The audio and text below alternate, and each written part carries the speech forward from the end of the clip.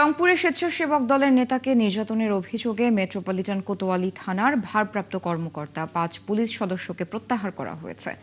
ঘটনা তদন্তে গঠন করা হয়েছে ৩ সদস্যের কমিটি। দুপুরে Rangpur metropolitan police commissioner Abdul মাবুদ এসব তথ্য নিশ্চিত করেন। তিনি বলেন, সরকারি চাকরিজীবীদের আচরণ বিধি অনুযায়ী এসব সিদ্ধান্ত নেওয়া হয়েছে। এর আগে বুধবার রাতে রংপুর মেট্রোপলিটন কোতোয়ালি থানার মধ্যে স্বেচ্ছাসেবক দল নেতা মোহাম্মদ রাকিবকে মারধরের অভিযোগ ওঠে ওসি সহ কয়েকজন পুলিশ সদস্যের বিরুদ্ধে। ভুক্তভোগী রাকিব জানান, পালিয়ে যাওয়ার পর এক তরুণী থানায় মীমাংসার জন্য গেলে পুলিশ তাদের নির্যাতন করে। খবর পেয়ে তিনি সেখানে গেলেও তাকেও মারধর করা হয়।